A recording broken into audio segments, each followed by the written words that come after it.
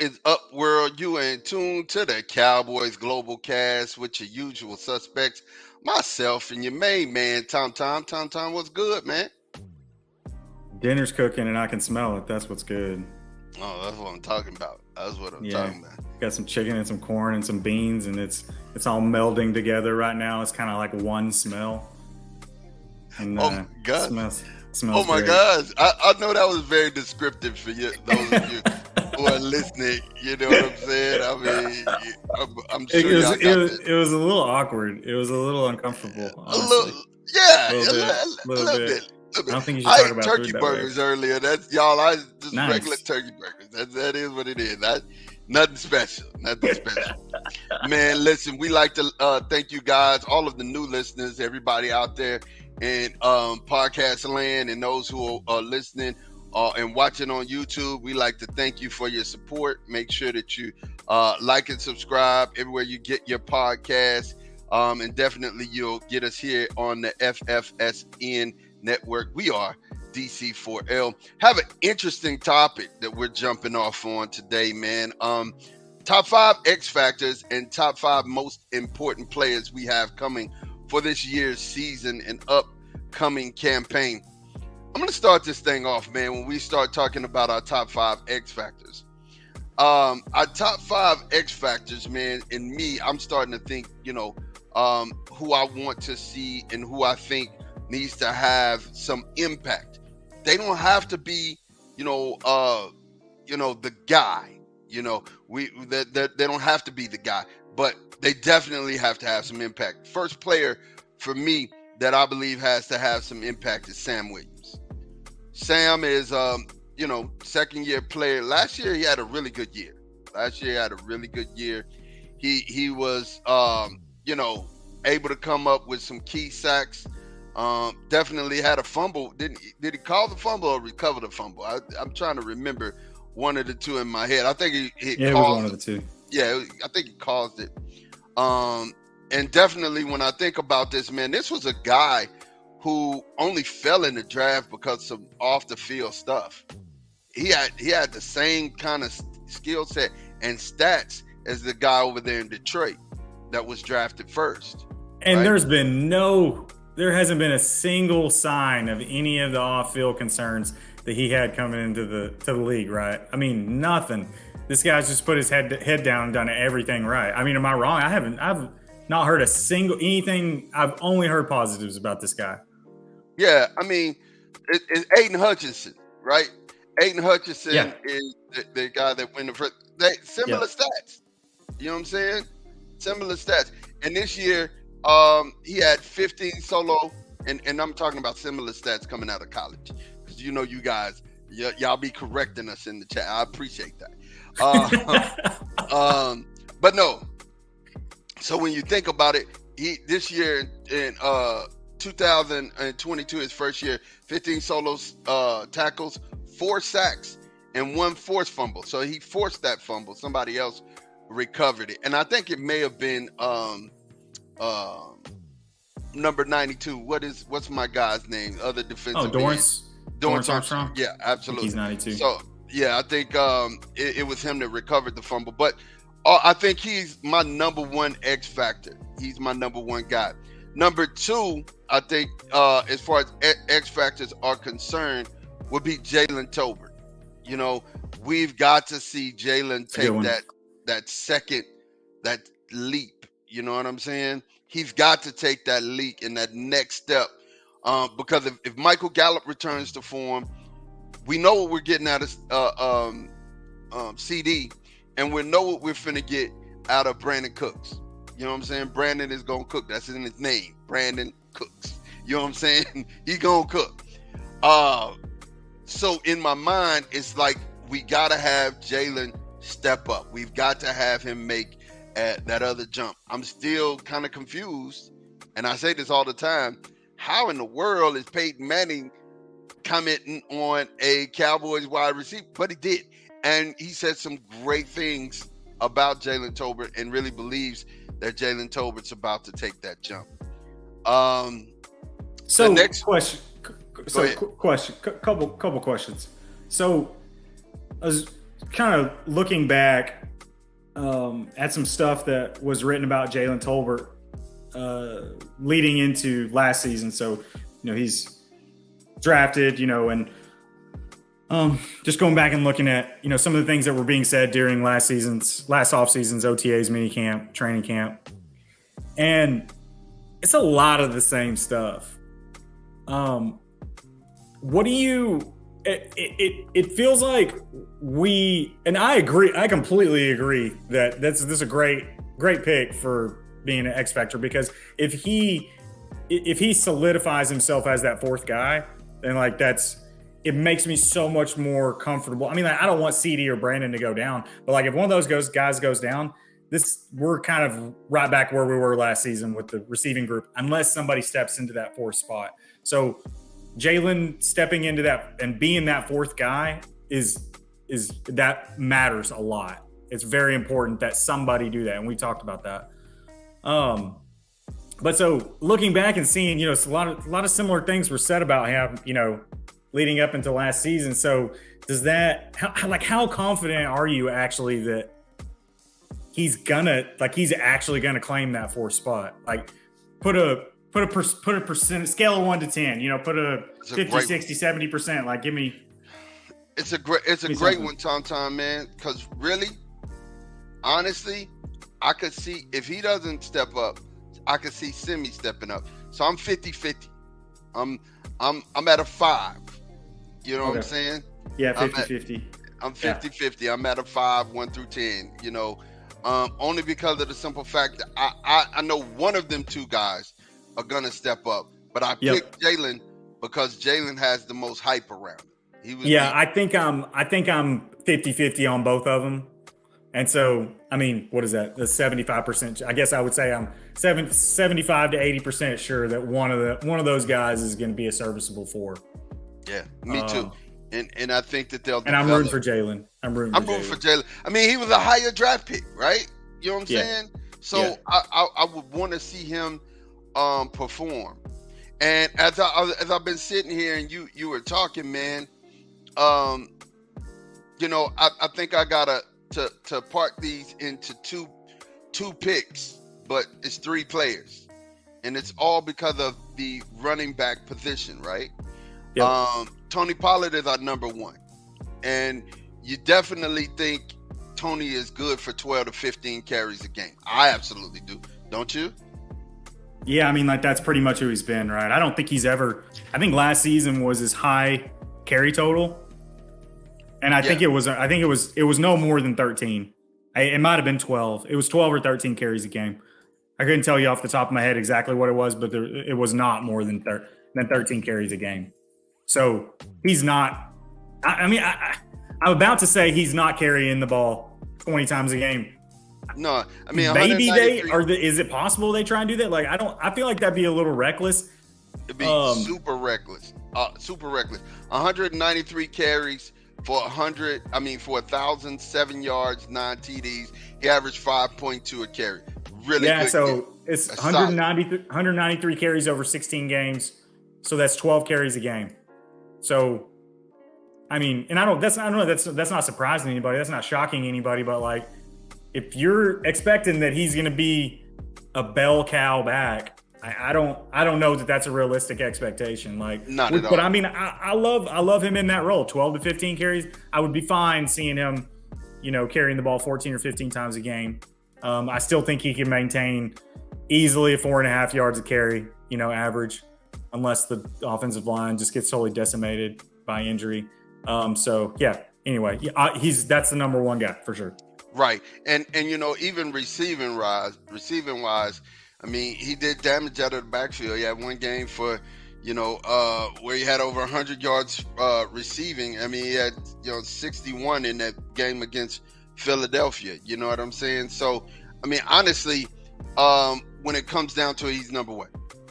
The 2 things, when I say X factor here, there's 2 players that I'm rolling into 1. 3 players that I'm rolling into 1. Yeah. We've got to get something out of Malik Davis. Got to. Either he steps into being our number 2, because I don't foresee Rojo being number 2. There's something about it. He's home. He's back in Dallas where he came from high school. Yeah, I mean that makes a lot of difference. A lot of players feel comfortable when they get home and blossom in that environment, right? But I mean, Tom, I think this job, the second job, is Malik Davis. That's his job, right? And then the 2 that's 1 for me is Hunter Lipke and Deuce Vaughn. You know what I'm saying? We gotta get something out of those 2 players. Something. You know what I'm saying? I'm expecting. Well, I would just say you got to get something out of one of them, right? Like somebody, and we don't know who it's going to be. And I feel like this is your main point. It's like we know what, as long as Tony's healthy, we know what he is. We know what we're going to get from him, right? Both in the running game and the passing attack. Like we know what we're getting. But like, who's that second guy? Like who's getting 8 to 10 carries a game? Because whoever that second guy is, like that, 7 to 10 carries a game. Like, and who is that guy? Is it Rojo? Is it Malik? I don't think it's going to be Lipke. I think he's going to, at best, be more situational. Is it Deuce? It seems like there's 3 or 4 candidates, and we don't know, are they going to be the second back or are they getting cut? I mean, we're pretty positive Deuce Vaughn's not getting cut, but you could see it being any one of those guys, really. But somebody, it's got to be somebody. I do feel like that Ronald Jones, though, is a decent little safety net, though, right? Like he's been healthy throughout his career. I feel like at a minimum, he can give you, what Zeke gave you last season. Not in terms of blitz pickup, nobody's doing what Zeke was able to do. But yeah, I mean, there, it's important that somebody claims that second spot for sure. Super important, man. And let me ask you this: playoff Lenny. Do you see? I mean, he's been brought up. He's in Dallas. He's playing basketball with Dez. Everybody, like I said, he's always out there. Everybody out there. Is that a thing? Is that actually a thing, or is that just a thing people say? No, serious. There's video out there of Lenny out here playing basketball with Dez and No. I'm talking about like playoff Lenny. It's playoff Lenny. Is that? Oh yeah, that's playoff. Tom Brady gave him the name, playoff Lenny. You know what I'm saying? That's his name because he showed up in the playoffs. He did that one season. He did that one season. The season that they won the Super Bowl. He for sure did. So is this a reason? Do you think this is a reason we go after Leonard Fournette? I mean, I'm kind of the mind that I'm not okay. I know people are going to jump on me when I say I want to be careful that I don't elicit, the rage of Cowboy fans in the comments. So I love Zeke. He's one of my all-time favorite players. I'm not somebody who's saying we got to get him back.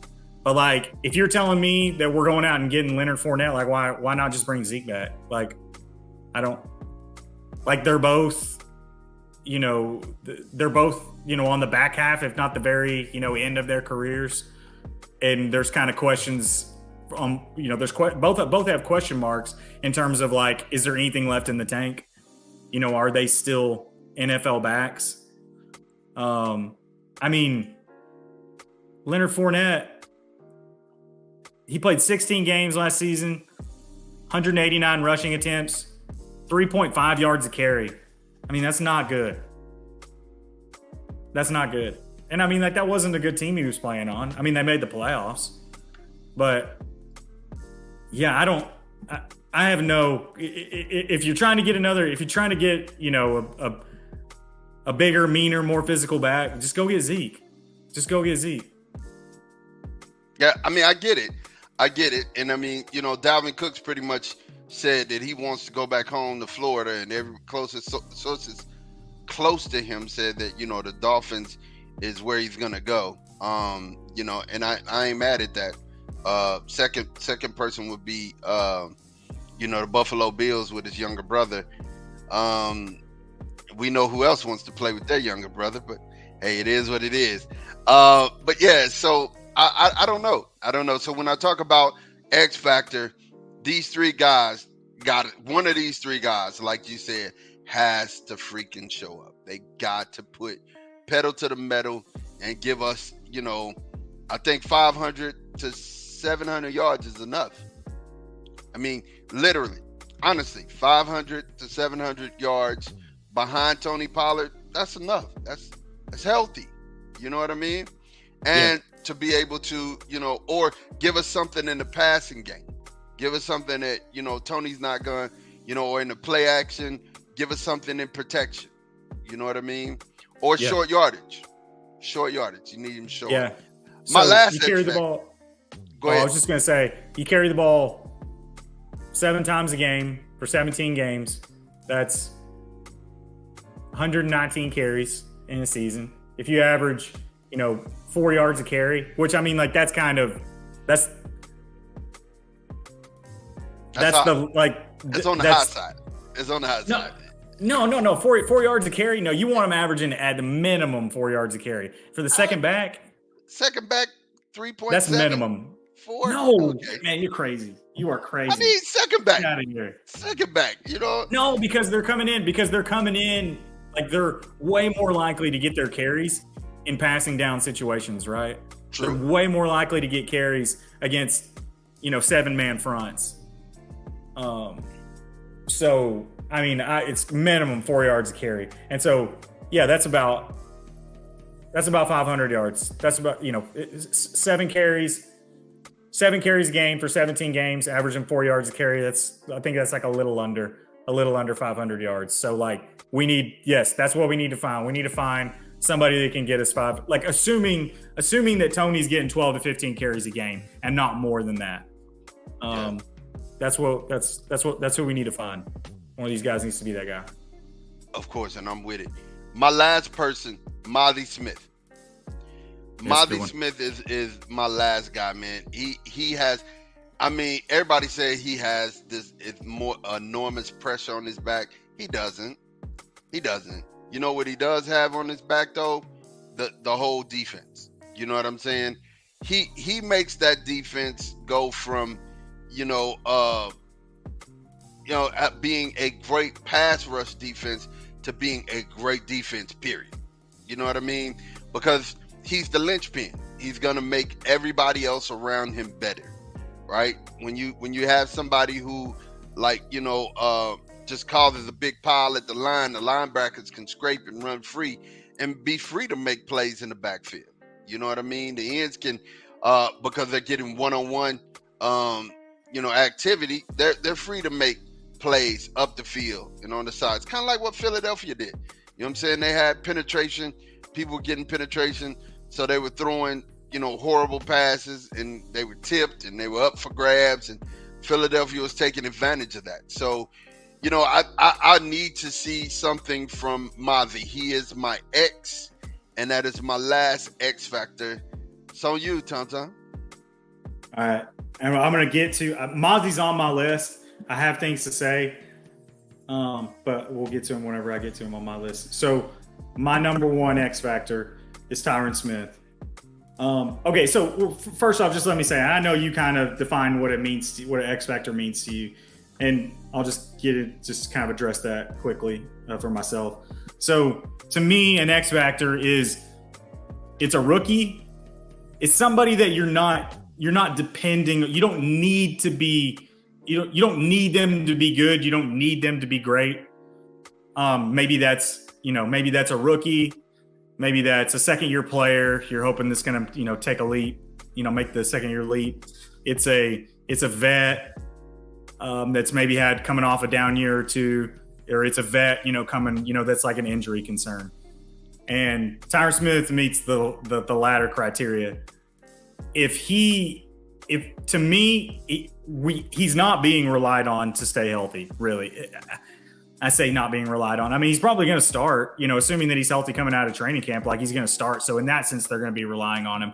But I don't think the coaches, I don't think the organization, and I don't think the fans are counting on him to stay healthy. But if he does, he's a gigantic X factor for me, because if he does, the offensive line, assuming the other guys stay relatively healthy, which, they throughout their careers they have, you're looking at Tyron, Tyler Smith, Biotish, Zach Martin, Terrence Steele once he comes back, which we have every reason to think he's going to come back early. That's a good offensive line.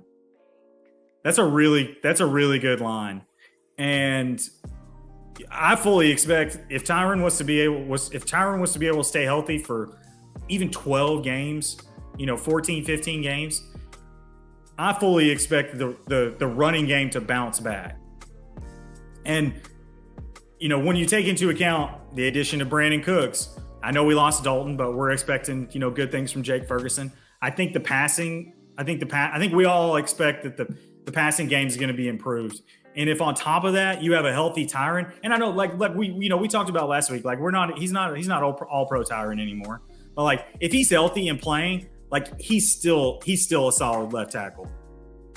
Like he's a plus left tackle. And so if you're able to move it's the running game will bounce back, and that's huge for the offense. My second X factor is Michael Gallup.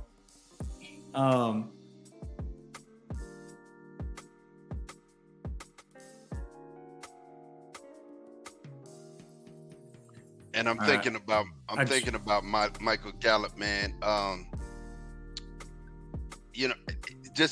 And I had to jump in real quick, man, because when it comes to Michael Gallup, bro, like people keep saying that he is a shadow of himself, but you forget this is a man who had a 1,000-yard receiving season and an 800-yard receiving season. He's not a bad receiver. That injury takes a year to come back from. Let's see what he can do. So I'm hoping, like you, as an X factor, this is the guy that we get back is the 1K Michael Gallup, the big play Michael Gallup. But go ahead, man. Yeah, so Gallup has shown it's one thing to have 1,000, to have an 800, 900, 1,000-yard season when you're when you're target 1, target 2.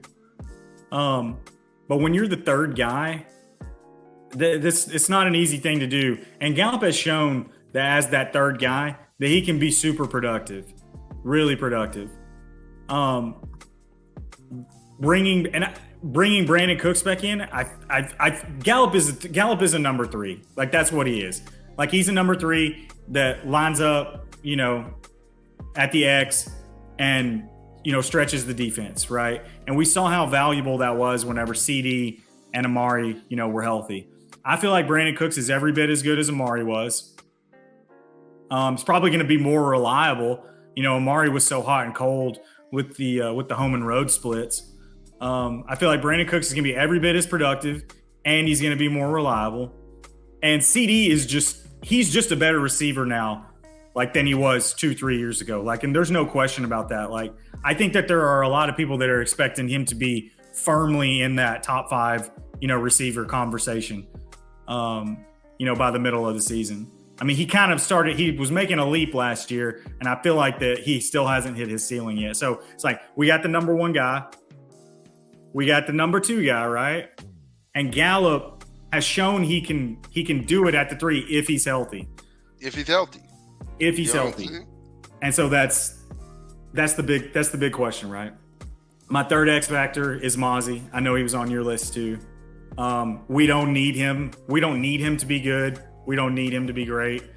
The defense was great last year, and we bring in everybody who is important, even mildly, important to that. I don't know if mildly that's the right word to say there, but anybody who was important to that defense is back, right? So yeah, absolutely.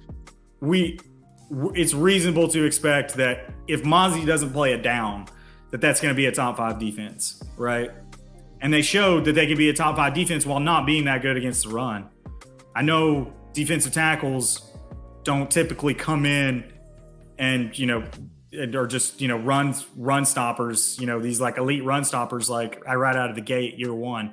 And so like, that's not my expectation, but like we were so not great at that last year that I don't feel like he's got to be that good in order for us to, improve there significantly. So If he's just pretty good to good, like, and we suddenly become like a fringe top 10 run defense, that's terrifying. Because the only thing that opposing offenses could do last season, and like everybody who watched the game saw it, right? Is it's just like try and get 3 or 4 yards on first down, second down, so that you can get into those, quick outs, 3-step drops, get rid of the football. Because if it's third and long, it's over.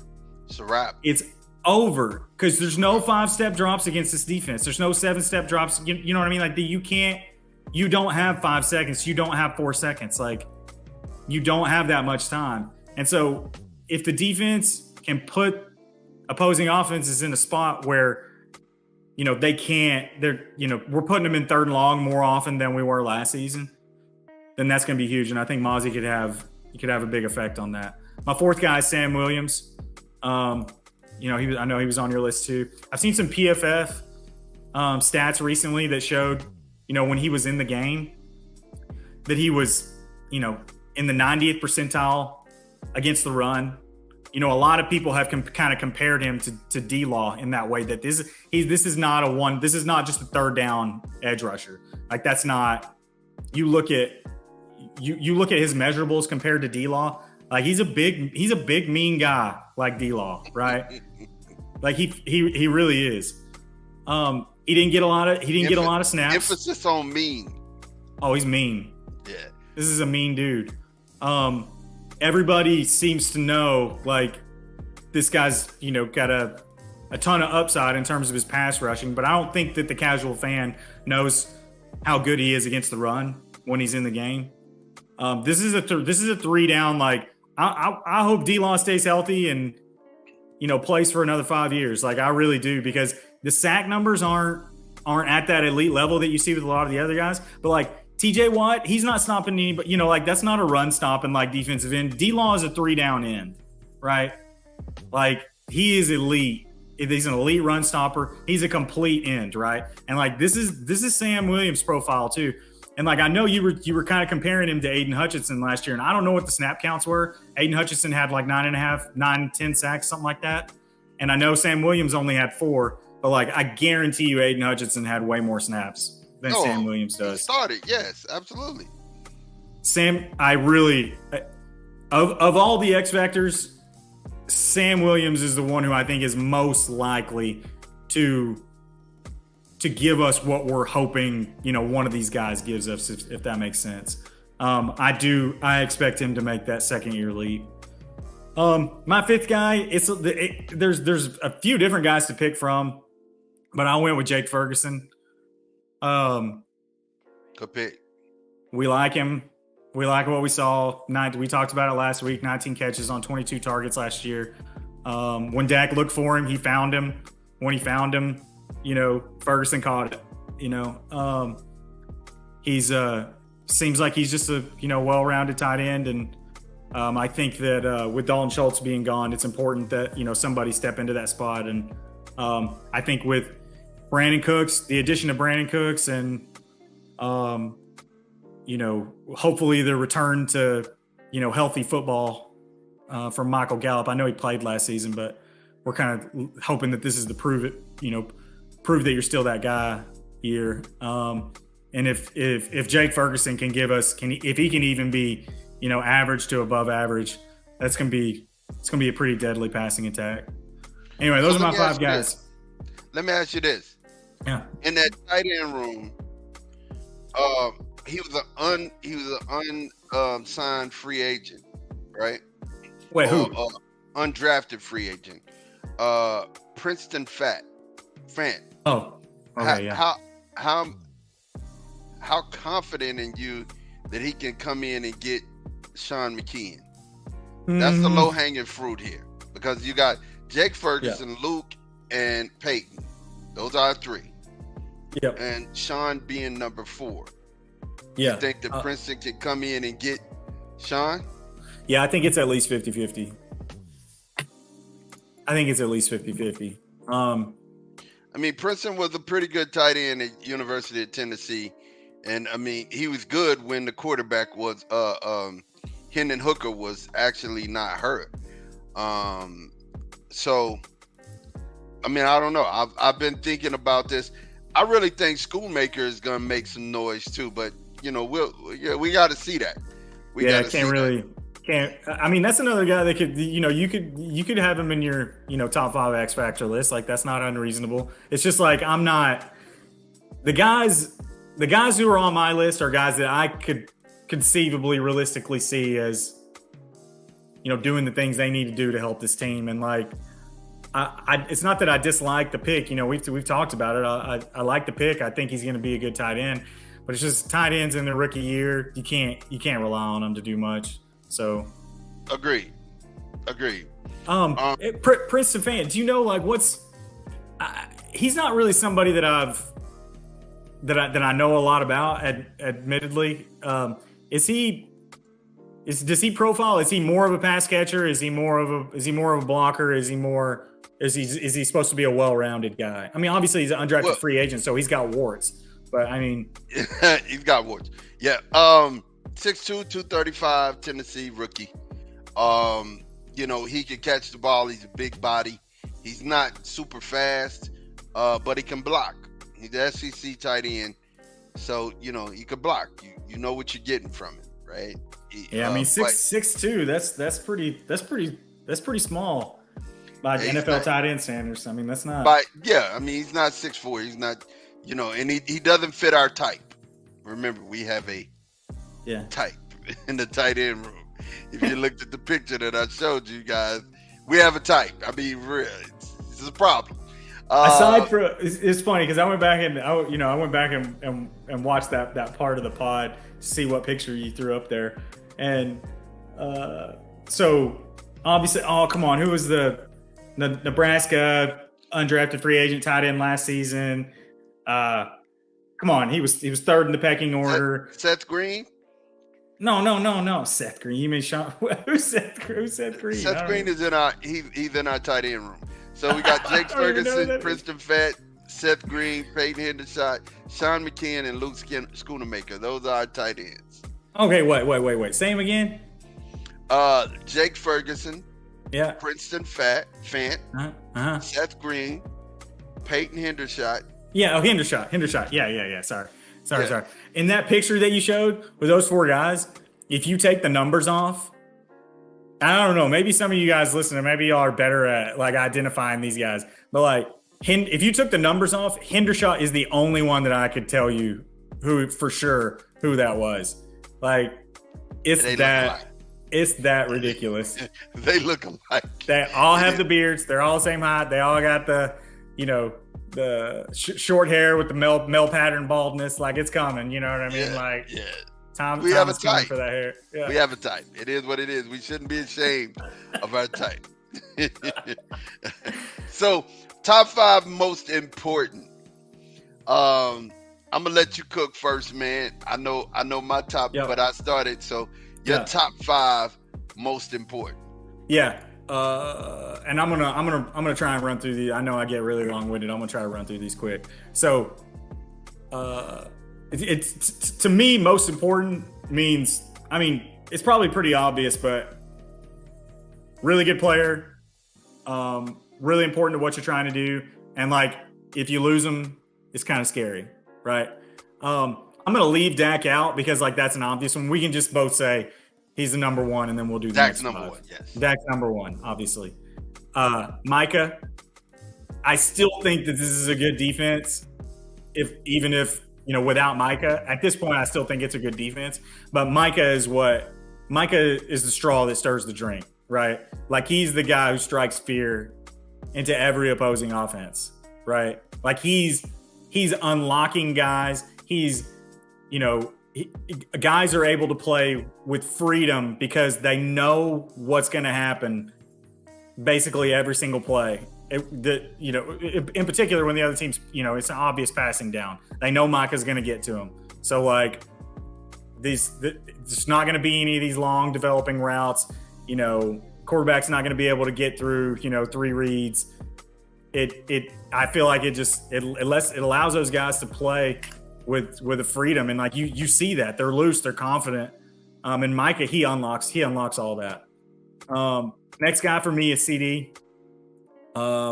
If Gallup is to come back and be, 800, 900 yard, season Gallup again, then like maybe CD isn't, in my top 5 most important, because I'm more comfortable with, that receiving group, even if he, is going to be out for a week or out for a few weeks or God forbid out for a season. But I'm not counting on Gallup, and that's why he's one of my X factors, because I don't think that you can count on him, coming back. And you can't. I don't think you can count on Gallup. I don't think that you can count on Tolbert or Simi, claiming that 4th spot. And so we really need CD and Cooks to have healthy seasons. In my mind, they're very important and very crucial to what we're trying to do. Otherwise, we're right back where we were last season in terms of we got one guy getting open, right? So CD's my number 2. Number 3 is Tyler Smith. 2 reasons for that.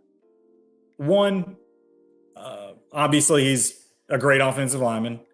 And 2 is the versatility, right? He's a guy, Tyron goes, right now he's penciled in, at left guard.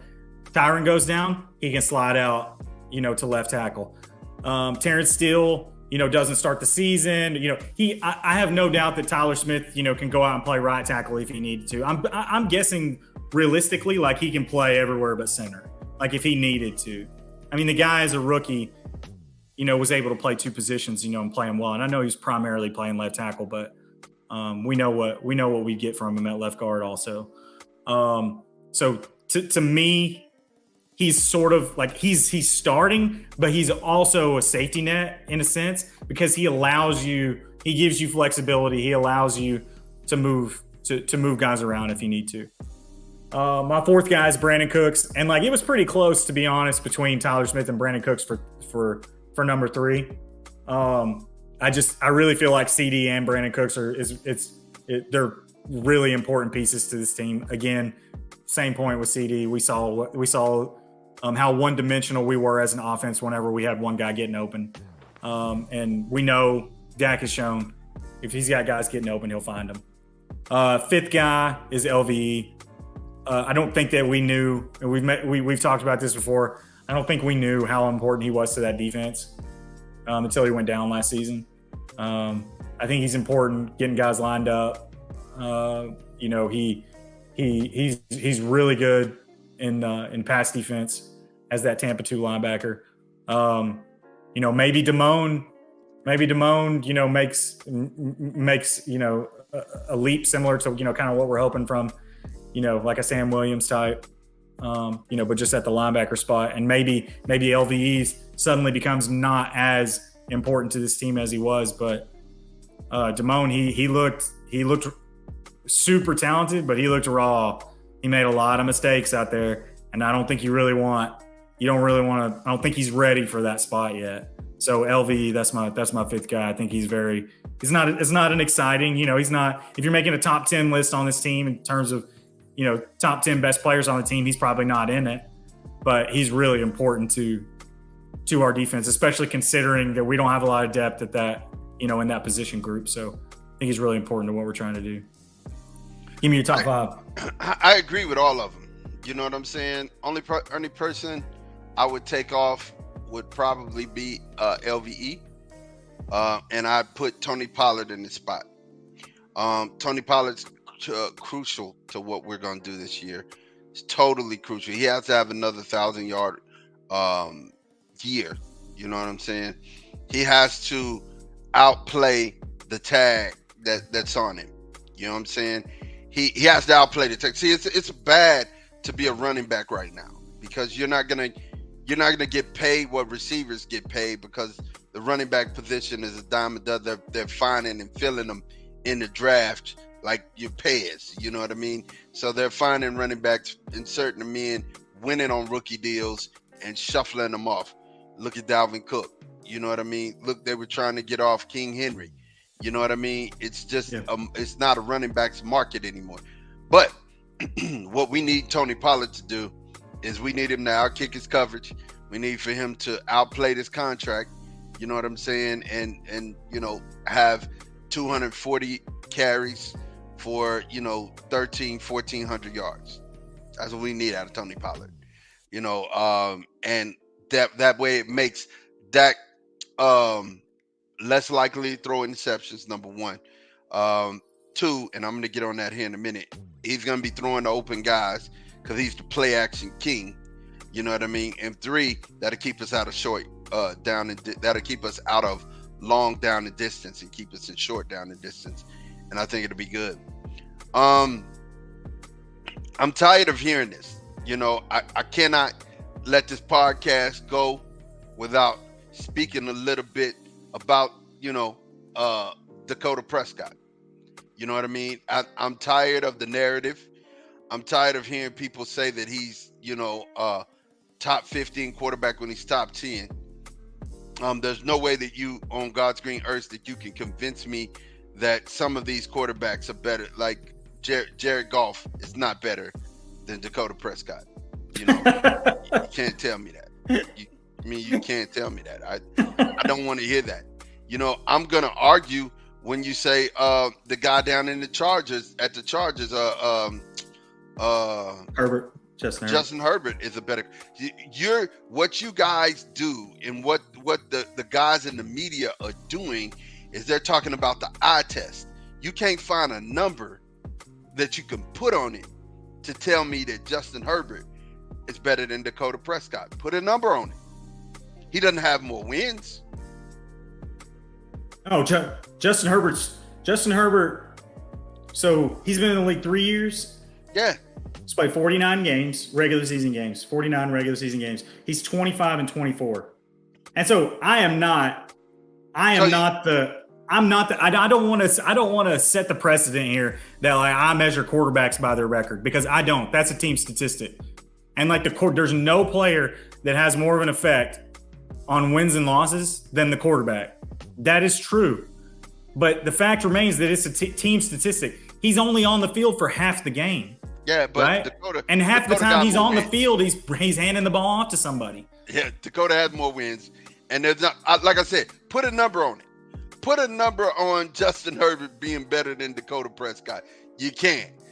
All they're doing is saying with the eye test, oh, he looks better, but he also had Mike Williams. He also had what's the other receiver? Keenan Allen. Keenan Allen. You know what Dakota Prescott had in 2022? Noah Brown. Michael Gallup.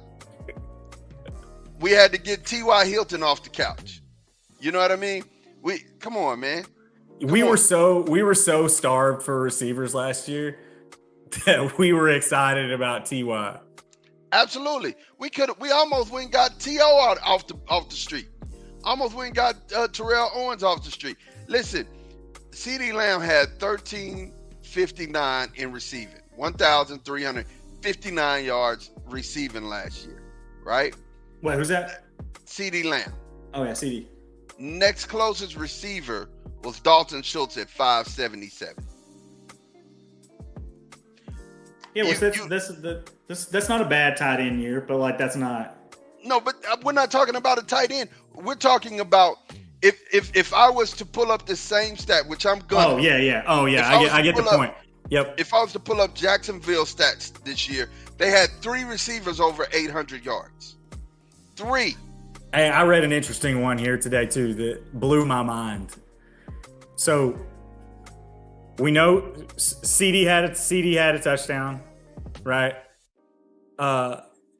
So I let me cut to the chase. I think that we only had three receivers with a touchdown last season. I don't think T.Y. had it. I don't think T.Y. had a TD. So Michael Gallup had a touchdown. Noah Brown had a touchdown. And CD. I don't think we had another receiver with a touchdown. Nope. We had 3 receivers with touchdowns. The rest were tight ends. The rest were tight ends and running backs. You know what I'm saying? Tony Pollard had 3. Jake Ferguson had 2. Peyton Hendershot had 2. And I mean, that's Noah Brown had 3. Dalton Schultz had 5. Right? Yeah, so who was was Noah Brown the second leading receiver last year? No, he was third at 555 yards. Ooh. Okay, well, I'm talking about among. I'm sorry. Among receivers. Yeah. Noah Brown. In terms of receiving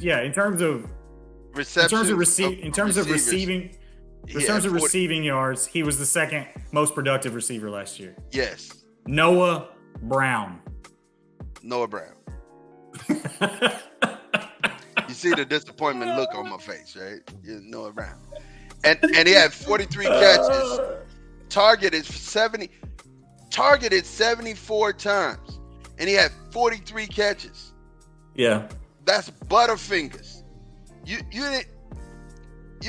almost missed. It was almost 50-50 throwing you the ball. The wide receiver room was bad last season. It was bad. It was really bad. Really bad. And T.Y. Hilton caught 7 of the passes thrown to him. He had 10 thrown to him. 7 of 10 for 121 yards. Thank you, T.Y. So anybody who doesn't think so, as far as I can tell, it doesn't matter who you put around Pat Mahomes.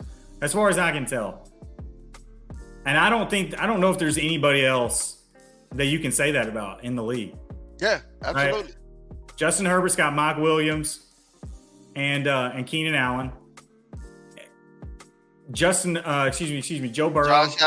Josh Allen has Davis and Diggs. And he has one more. He got 3 good ones. Burrow's got Tyler Boyd, T. Higgins, and Jamar Chase. 3 good ones. They have weapons, and we've seen what Dak does when you put weapons around him too. So I know I've said this before. This is a quick mini rant because you're saying before what's the number that you can point to. So Justin Herbert in the last 3 seasons, I know I said this earlier, he's played 49 regular season games the last 3 seasons. Dak in the last 4 seasons, because there's some injuries in there, in the last 4 seasons has also played exactly 49 regular season games.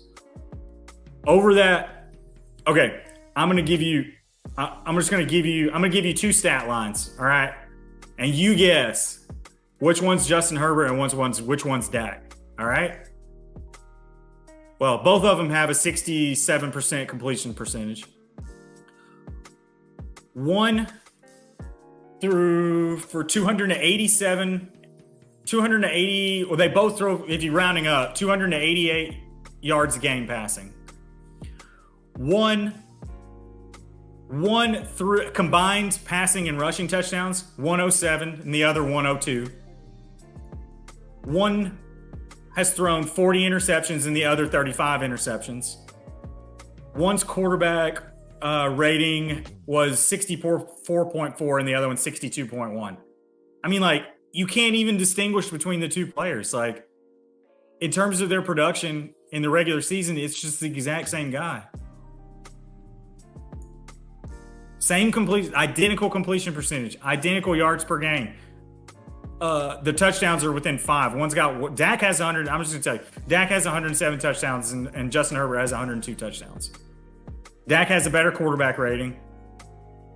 And so what is it? Is it you hear people but it's about wins. Well, Justin Herbert's 1 game above 500. 1 game. Oh, well, it's about playoff production. Oh, well, Justin Herbert's 0-1 in the playoffs. They don't have any. And you make that same comparison with Joe Burrow, too. It's the same story. And people will say, oh, well, it's playoff production, right? All right, well, Joe Burrow, he's played 7 playoff games. And Dak, I'll just go ahead and I'll spoil the regular season comparison. Joe Burrow and Dak, basically same guy in the regular season. It's just like Justin Herbert. Joe Burrow, 280 yards passing a game over the last 3 seasons. I mean, it's the same guy. One more touchdown. In the playoffs, Joe Burrow's played 7 games. In those 7 games, he averages 261 yards passing a game. Dak, in his career, 6 playoff games, 260 yards passing a game. Joe Burrow, combined rushing and passing touchdowns, in those 7 games, 10. 10 combined rushing and passing touchdowns in 7 games. Dak, in 6 games, 15 combined rushing and passing touchdowns. Dak in one less playoff game has more passing and rushing touchdowns. Interceptions, Burrow's thrown 4 again in 7 games. Dak's thrown 5. Dak has thrown 1 more interception in 1 less game. Dak averages 2.5. They identical yards per game passing. And this is in the playoffs. Identical yards per game. Dak averages 2.5 touchdowns and a pick a game. Burrow averages almost 1.5 touchdowns and half a pick. I mean, you get, another turnover from Dak, but more touchdown. It's like, and their quarterback ratings are the same. They're basically identical. Oh, well, what is it? Is it the only thing that you can say is wins, and that is a team statistic, people. Dak is a really good quarterback. He is. He's not Pat Mahomes. It's Pat Mahomes, and then there's like 8 guys, and he's in that group. He is in that, and maybe Herbert separates himself. Maybe, and I'm not saying, if I'm drafting a quarterback today, I'll take Dak over Herbert and Burrow. That's not what I'm saying. I'm just saying, like, why are these 2 guys, why are they these superstar top 5 unquestionable quarterbacks and Dak's trash? Like, why? It doesn't make any sense. It doesn't make no sense. Rhyme or reason. It's clicks and bait. It's clickbait all together. They're just saying this because they want to say it, and he's the quarterback of the Dallas Cowboys. That's it. Period, point blank. Yeah, well, and that, and 100 million people probably saw every single interception that he threw. I mean, I'm obviously exaggerating, but when Dak makes a mistake, everybody who watches the NFL knows about it, right? That's a big part of it too. And like, that's fine. That's fine. I have no problem with the Cowboy hate. Like, that's fine. But like, Cowboy fans, don't let the national narratives like convince you that Dak isn't a really good quarterback, because he is. He's a very, very good quarterback. He's firmly in that second tier, along with, like we said, like 7, 8, 9 other guys. Like, he's right there. Anyway, I don't know if that was a 3-minute rant. I don't know if that was a 15-minute rant. Listen, I don't care about the rants at all. You know what I'm saying? And I get tired of the Dak slander. I get tired of it, man. I'm tired of it. I'm tired of the Dak slander, and I'm tired of the people saying he's not a leader, or he's not this, or he's not that. All I see is Dak be a stand-up guy and take care of business. That's all I see. That's all I see. You know what I'm saying? So honestly, getting back to what I was, and the only reason why I bring it up is because a lot of times what you hear from different people are what you were saying. Like, he hadn't won.